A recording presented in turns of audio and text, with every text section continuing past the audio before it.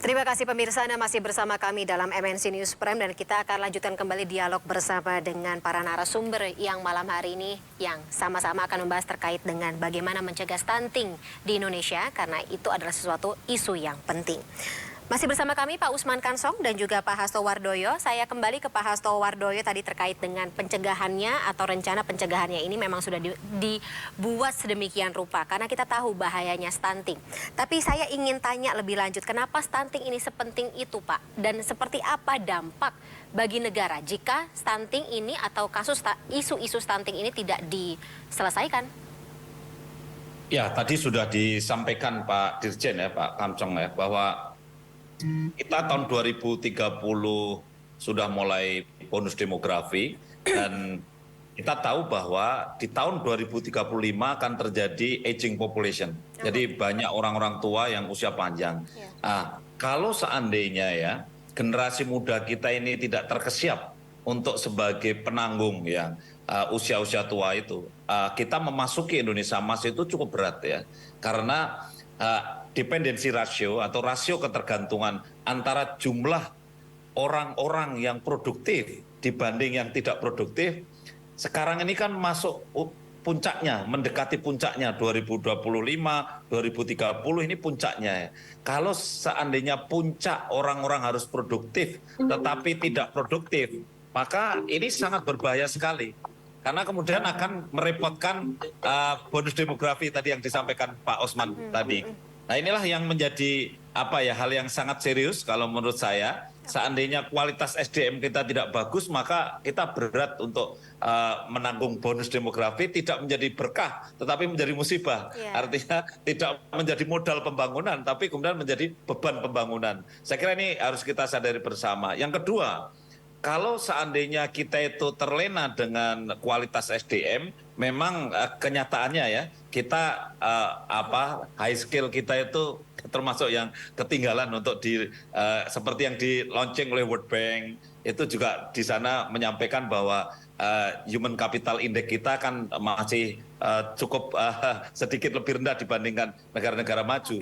Oleh karena itu kita sumber manusia ini ya yang harus kita tingkatkan. Saya kira kita seiring dengan menurunkan stunting ini sekaligus ya menurunkan kematian ibu, menurunkan kematian bayi. Nah ini saya kira yang menjadi concern penting dan kita punya komitmen terhadap SDGs ya. Jadi Sustainable Development Goal 2035 adalah 2030 harus kita bebas, tidak ada yang kelaparan dalam arti tidak ada stunting ya. Artinya stunting harus di bawah 20%. Pak Presiden mentargetkan 14%. Tentu ini komitmen kita terhadap SDGs juga, di samping juga kematian ibu, kematian bayi harus rendah. Saya kira itu hal yang sangat penting. Ya. Bisa Pak Hasto, kita bisa kok kalau sama-sama kita visi misinya sama ke sana ya. Tapi gini Pak Hasto yang juga jadi perhatian begitu, apalagi kalau misalnya ibu-ibu ingin bertanya Pak Hasto, kalau misalnya punya anak begitu, bagaimana sih atau ada parameter yang secara kasat mata bisa kelihatan gitu ketika kita bisa mengetahui anak kita nih stunting apa tidak atau punya potensi untuk stunting atau tidak, bagaimana? Ya, mencegah lebih penting ya, Mbak Fani ya. Jadi pada saat hamil itu sebetulnya sudah ada ukuran, ya. Kalau perempuan hamil misalkan 28 minggu, itu ya kalau orang umum mungkin mengatakan ya sekitar 7 bulan atau 6 bulan, 7 bulan lah. Kalau dokter kebidanan itu mengatakan 28 minggu. Itu sebetulnya kalau mereka rajin periksa, dia sudah bisa diukur beratnya harus sudah mencapai 1000 gram, misal begitu. Nah, tetapi kalau dia kontrolnya tidak rajin, antenatal care-nya tidak rajin, maka ini terlewatkan, tidak ketahuan, misal begitu. Nah, setelah nanti hamil 28 minggu tadi, sejak itu bayi itu bisa janin ya, janin itu bisa naik seminggu 2 on. Jadi kalau 4 minggu tentu bisa dinilai di situ, bisa sampai 5 on, bisa sampai setengah kilo kenaikannya. Kadang-kadang ini yang harus dipantau. Nah, ini yang kemudian bisa dideteksi lebih awal. Kemudian saat lahir itu tandanya mestinya panjang badannya itu mencapai ukuran idealnya 48 cm, berat badannya mencapai 2,5 kilo.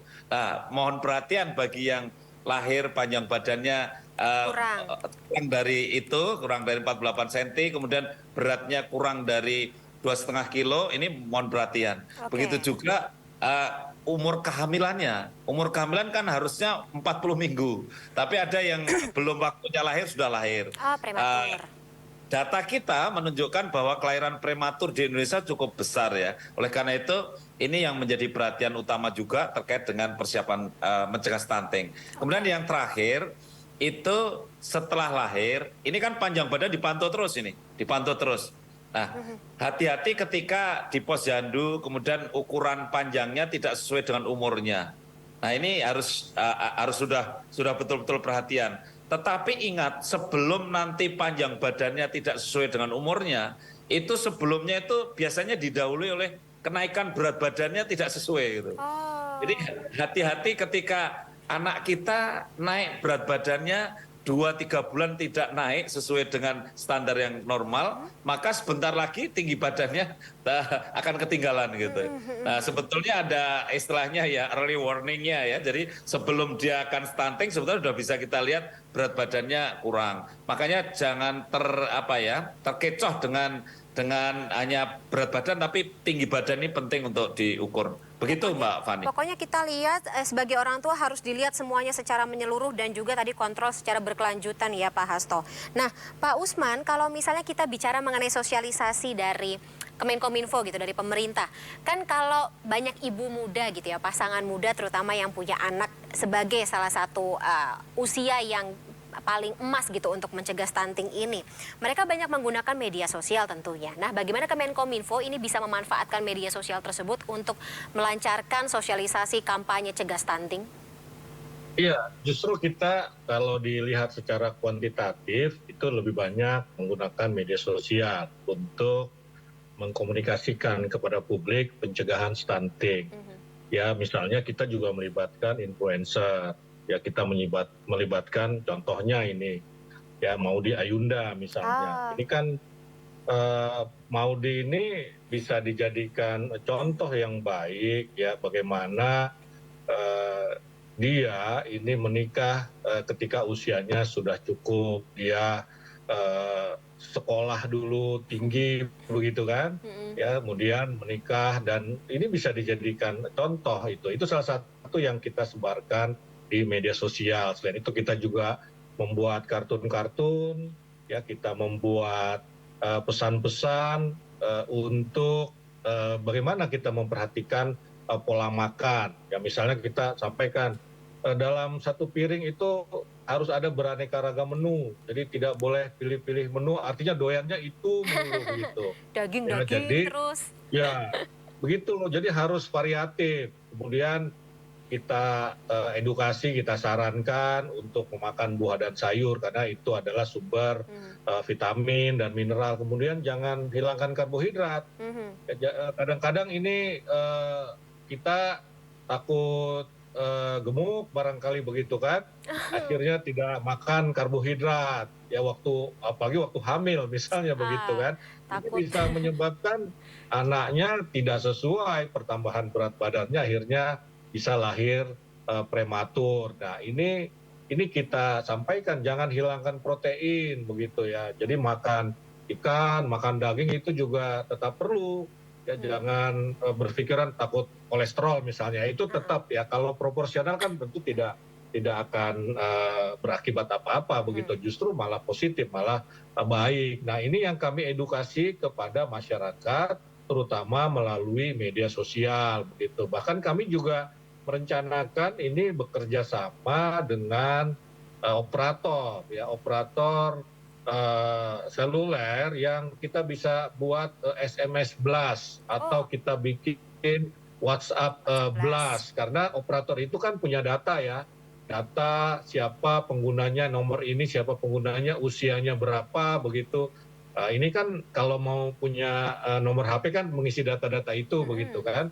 Ya ini kan kita jaga datanya, kita cuma minta kepada operator coba ditargetkan usia 18 misalnya sampai 24 tahun, yang perempuan, yang laki-laki mungkin lebih usianya sampai 30-an tahun, ini tolong di SMS blast begitu, supaya isinya itu tadi, pesan-pesan tadi itu begitu.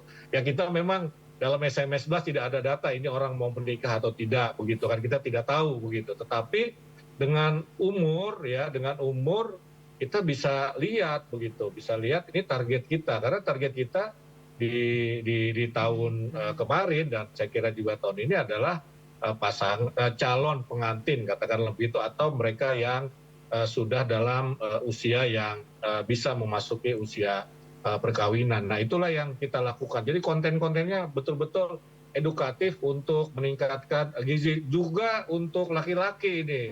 Ya kita edukasi calon pengantin laki-laki ini ya jangan merokok misalnya begitu. Ya ini karena bisa berakibat itu ke istri yang nanti akan hamil atau yang sedang hamil misalnya begitu. Ini juga kita edukasi ke calon pengantin, jadi bukan hanya yang perempuan, ya, tetapi juga kedua-duanya, laki-laki dan perempuan, punya kontribusi yang kurang lebih sama dalam mencegah stunting gitu. Kita tidak membeda-bedakan, ya tinggal perannya atau porsinya ada di mana begitu. Ya punya anak ini kan atau yang mendidik anak kan bentuknya teamwork begitu ya Pak Usman ya. Nah Pak Usman, tapi kalau kita bicara mengenai media sosial juga dan juga informasi yang beredar di sana, kita juga tidak bisa menutup mata kalau banyak hoax begitu Pak Usman. Iya. Bagaimana tuh? Iya, ya, jadi kita melakukan kontranarasi, ya kontranarasi hoax-hoax yang terkait dengan stunting. Secara spesifik tentang stunting memang minim ya, secara spesifik. Tetapi kalau ada informasi yang kalau itu dipercaya, ini bisa memunculkan stunting.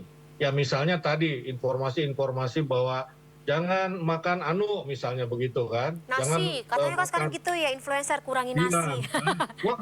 Seperti itu. Nah ini kita lakukan kontranarasi dengan apa? Dengan tadi edukasi bahwa dalam satu piring itu harus beraneka ragam.